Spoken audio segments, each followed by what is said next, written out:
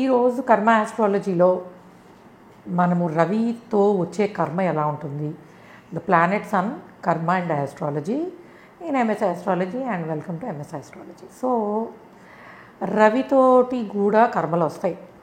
So when sun is afflicted, ఎందుకు afflict అవుతుంది అంటే రవి పరిస్థితి బాగాలేకపోతే.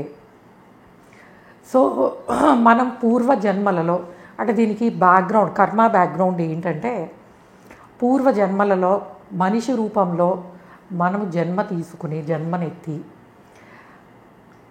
తండ్రిని గౌరవించకపోవడము, అట్లానే తండ్రి చెప్పిన విధముగా ఉండకపోవడము, బాధ్యత తీసుకోకపోవడము. సో అంటే ఫాదర్ చాలా ఎంతో కష్టపడి కని పెంచి మనకి ఎడ్యుకేషన్ చెప్పించి బట్ స్టిల్ వాళ్ళని చూసుకోవాల్సిన టైం వచ్చినప్పుడు చూసుకోకపోవడం, తండ్రిని ఎస్పెషల్లీ. సో ఎందుకంటే సన్ రిప్రజెంట్స్ ఫాదర్, తండ్రిని రిప్రజెంట్ చేస్తూ ఉంటాడు. సో రవితో వచ్చే కర్మ అంతా కూడా మన పాప కర్మము, మనం పూర్వ జన్మలలో ఇట్లాగా తండ్రిని సరిగ్గా చూసుకోకపోవడం వల్ల వచ్చే కర్మ అనమాట. సో వాళ్ళు ఒక్కొక్కసారి ఏమవుతుందంటే వాళ్ళు ఏం చూడలేదండి మమ్మల్ని, అందుకనే మేము కూడా చూసుకోలేదు, ఏదైనా అవ్వనియండి. సో ఈ విధంగా పట్టించుకోవాల్సిన టైంలో తండ్రిని పట్టించుకోకపోవడం, నెగ్లెక్ట్ చేయడము, అట్లానే తండ్రి స్థానములో ఉండే వ్యక్తులు అంటే ఒక్కొక్కసారి తాతగారు అవ్వచ్చు, బాబాయిలు అవ్వచ్చు, ఎవరైనా అవ్వనియండి. సో ఈ విధంగా మిమ్మల్ని బాధ్యత తీసుకుని పెంచిన వాళ్ళు, ఎస్పెషల్లీ తండ్రినే, ఫస్ట్ ఫాదర్నే తీసుకోవాలి. తండ్రి మిమ్మల్ని బాధ్యతగా పెంచినా పెంచకపోయినా వాళ్ళ ఏజ్ వచ్చేప్పటికంటే వాళ్ళకి చేయాల్సిన కార్యక్రమాలు చేయకుండా, బాధ్యత లేకుండా చూడకుండా, తండ్రిని పట్టించుకోకుండా, తండ్రి చెప్పిన దానికి ఆపోజిట్గా చేసి ఈ విధంగా చేసిన వాళ్ళకి ఈ జన్మలో రవి స్థానం బాగుండదు. సో మరి రవి స్థానం బాగుండదు అని మీరు ఎలా చెప్పారండి? అండ్ ఇంకొకటి, పితృకార్యాలు చేయకపోయినా, ఎందుకనంటే మన హిందూ ధర్మము, సనాతన ధర్మం ప్రకారము మనకి మనిషి ఉన్నప్పుడు మనము వాళ్ళ బాధ్యత తీసుకోవాలి, పోయిన తర్వాత కూడా తీసుకోవాలి. ఎందుకనంటే మనము పితృదేవతలని కూడా ఆరాధిస్తాము. సో మనకి ఇక్కడ 1 సంవత్సర కాలం అంటే పితృలోకాలలో వాళ్ళకి ఒక రోజుతో సమానం. అందుకే మనం ప్రతి సంవత్సరము ఇంట్లో పెద్దవాళ్ళు చనిపోయిన రోజున, ఆ తిథి రోజున మళ్ళీ వాళ్ళని తలుచుకుని శ్రాద్ధ కర్మలు అవి చేస్తూ ఉంటాం కదా. సో ఇటువంటి వాటిని పితృకార్యాలు అంటారు. అంటే కుటుంబంలో పితృకార్యాలు చేయకపోయినా, లేదా పూర్వ జన్మలలో మీరు తండ్రిని పట్టించుకోకపోయినా, తండ్రిని సరిగ్గా చూసుకోకపోయినా ఈ పితృదోషము లేదా రవి ఎఫ్లిక్షన్ అనేది వస్తుంది.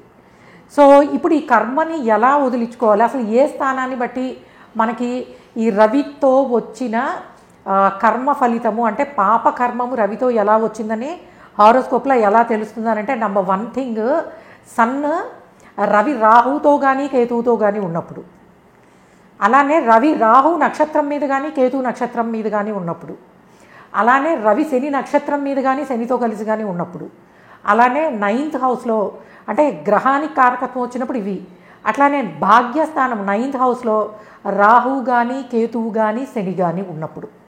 సో ఇటువంటి స్థానాలు ఉన్నప్పుడు వీళ్ళకి పితృదోషం ఏర్పడింది అని చెప్తాం. పితృదోషం అంటే ఏమిటి? ఇదే పూర్వ జన్మలలో మనం పితృకార్యాలు చేయకపోయినా, బాధ్యతలు తీసుకోకపోయినా ఈ జన్మలో మనకి రవి స్థానం బాగుండదు. సో అప్పుడు ఏమవుతుందంటే యూజువల్గా ఒక్కొక్కసారి తండ్రి ఒక చోట, పిల్లలు ఒక చోట ఉండాల్సి రావచ్చు. దానివల్ల తండ్రి ప్రేమకు దూరంగా ఉంటారు. లేదు, తండ్రి చాలా అన్ని రకాలుగాను మంచివాడే, అన్ని పిల్లలకి ఇవ్వగలిగేవాడే అవ్వచ్చు, కానీ వీళ్ళకి తీసుకునే అదృష్టం ఉండదు. ఎందుకుని ఇట్లాంటి దోషాలు ఉన్నప్పుడు తండ్రి ఎంత ఆస్తిపరుడైనా, విద్యావంతుడైనా దోషం అనేది ఉంటే ఆయన నుంచి రావాల్సిన ప్రాపర్ గైడెన్స్ అనేది వీళ్ళకి రాదు. సో ఇటువంటి దోషాలని మరి పోగొట్టుకోవడానికి పరిహారం ఏమి చెయ్యాలి? ఎందుకనంటే కొన్ని పాపకర్మాలు అనుభవించాలి, కొన్నిటికి పరిహారం చేసుకోవాలి, 2 చేయాలన్నమాట. ఎందుకంటే ముఖ్యంగా ఈ రవిగ్రహంతో వచ్చే లేదా భాగ్యస్థానంతో వచ్చే పితృదోష సంబంధమైనవి నెక్స్ట్ జనరేషన్ కూడా వెళ్ళే అవకాశం ఉంటుంది. ఎందుకంటే కొన్ని వంశపారంపర్యంగా చేసే క్రతువులు ఉంటాయి. ముఖ్యంగా పెద్దవాళ్ళకి సంబంధించిన పితృకార్యాలు చేసే విషయంలో తాతల నుండి తండ్రికి, తండ్రి నుండి పిల్లలకి, పిల్లల నుండి వాళ్ళ పిల్లలకి వస్తాయి ఇవి. సో కాబట్టి ఏ తరంలో ఎవరు చేయకపోయినా కూడాను, చేసినా సరిగ్గా చేయకపోయినా ఆ దోషాలు అనేవి మిగిలిన తరాల వాళ్ళకి వస్తాయి. కాబట్టి ఇలాగా దోషం ఉన్నప్పుడు మీరు తప్పకుండా మనకి ఇండియాలో 3 స్థానాల్లో 3 ప్లేసెస్లో చేస్తారు పితృదోష నివారణ పూజ. సో అది మనకి గోకర్ణంలో చేస్తారు, అట్లానే త్రయంబకేశ్వర్లోను, రామేశ్వరంలోను. సో కాబట్టి మీ జాతకంలో ఇట్లాంటివి ఏమైనా ఉంటే మీరు వెళ్ళి పితృదోష నివారణ చేసుకోండి. దానితో పాటుగా ఆ రిచువల్ ఒకటి చేస్తే సరిపోద్ది. దాంతో పాటుగా ముఖ్యంగా ఇంట్లో పితృకార్యాలు చెయ్యాలి, మానేయకూడదు. అలానే మీకు దోషం ఉండడం వలన తండ్రి నుంచి ఎటువంటి సహాయం రాకపోయినా తప్పకుండా మీరు మటుకు ఆ బాధ్యతను తీసుకోవడం వదిలేయకూడదు. ఎందుకనంటే ఏ జన్మలోనో మనం కొన్ని వదిలేస్తే ఈ జన్మలో సఫర్ అవుతున్నాం.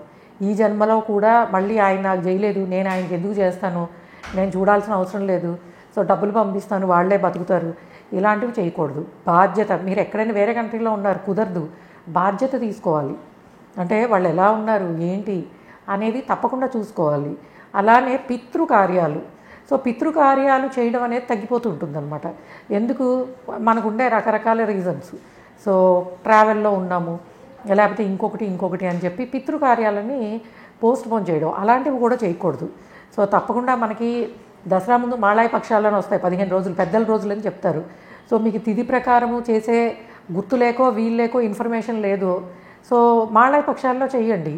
సో తర్పణాలు విడిచిపెట్టడము, లేకపోతే బ్రాహ్మణులను పిలిచి మీ పెద్దవాళ్ళ పేరు మీద స్వయం పాకాలు ఇవ్వడం, ఇట్లాగా వాళ్ళని గుర్తు చేసుకునే విధంగా, వాళ్ళు సాటిస్ఫై అయ్యే విధంగా ఏదో ఒకటి చేయాలి.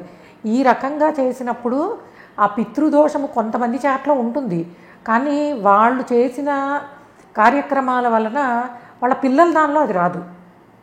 సో ఫర్ ఎగ్జాంపుల్ మీ జాతకంలో పితృదోషం ఉందనుకోండి, మీరు తండ్రిని బాగా చూసుకోండి, పితృకార్యాలు చేయండి, సో తండ్రి స్థానంలో ఉన్న వాళ్ళని గౌరవించండి, ఆటోమేటిక్గా మీ పిల్లల దానిలో అటువంటి దోషాలు రావు. ఉన్నా కూడా అవి నల్లిఫై అయిపోతాయి, అంటే వాటి నెగిటివ్ ఇంపాక్ట్ అనేది ఎక్కువ ఉండదు. ఇది నేను ప్రాక్టికల్గా చూసి చెప్తున్నాను నేను. సో కాబట్టి తప్పకుండా, ఎందుకంటే కొంతమంది హారోస్కోప్స్ నేను చూసినప్పుడు మీరు అంత ఎందుకు, నేను సాటర్న్ ప్రభావిత హారోస్కోప్ అని ఒక హారోస్కోప్ చేశాను. సో రాహుమాదశ ఆయనకి 60 years వచ్చిన తర్వాత అప్పుడు మొత్తం మారింది అని. ఆయన జాతకంలో కేతువు 9th హౌస్లో ఉంటాడు. ఆయనకి 18 years ఏజ్ ఉన్నప్పుడే వాళ్ళ ఫాదర్ చనిపోయారు, కానీ ఆయన మొత్తం ఫ్యామిలీని బాధ్యతగా తీసుకుని, ఆయనకి ఇప్పుడు దగ్గర 70 ఏళ్ళు, ప్రతి సంవత్సరము తండ్రికి తల్లికి చేయాల్సినవి అంటే ఉన్నప్పుడు చూసుకోవడము, లేనప్పుడు ఈ పితృకార్యాలు చేయడం కారణంగా వాళ్ళ పిల్లల దానిలో అటువంటి దోషాలు మళ్ళీ రాలేదు. అంటే పితృదోషం ఉండి తెలుసుకుని బాధ్యతలు నిర్వర్తించినప్పుడు నెక్స్ట్ జనరేషన్స్ దానిలో అటువంటి దోషాలు మళ్ళీ రావు. మీరు ఎవరైనా చూడండి, రవికి సంబంధించిన పితృదోషము, 9th హౌస్కి సంబంధించిన పితృదోషం ఉన్నప్పుడు తప్పకుండా నెక్స్ట్ పిల్లల దానిలో అటువంటివి రిఫ్లెక్ట్ అవుతాయి. సో కాబట్టి మీ జాతకంలో ఉంది అని మీరు చూసుకోకుండా, మీకు పిల్లలు పుట్టినా సరే, ఆల్రెడీ పిల్లలు ఉన్నారండి బట్ నా జాతకంలో ఉంది అని అంటే చెయ్యండి ఇప్పటి నుంచైనా. దానివల్ల దోష ఫలితము ఇక్కడే మీరు పే చేసేసినట్టు అయిపోతుంది, నెక్స్ట్ జనరేషన్స్ వాళ్ళు సఫర్ అవ్వకుండా ఉంటారు. కాబట్టి పాపకర్మము, మనము తెచ్చుకున్న కర్మ అనేది రవి బాలేకపోతే ఇటువంటి దోష రూపంలో ఉంటుంది. కాబట్టి రవికి సంబంధించిన నెగిటివ్ కర్మని వదిలించుకోవడానికి మనం ఇటువంటి కార్యక్రమాలు చేయాల్సి ఉంటుంది. ఇది మనకి కర్మ ఆస్ట్రాలజీలో రవి నుంచి వచ్చిన మన కర్మని మనం ఈ జన్మలో ఎట్లాగా పే చేయాల్సి ఉంటుంది అనేది. Okay guys, thanks for listening and please subscribe our channel MS Astrology. Bye.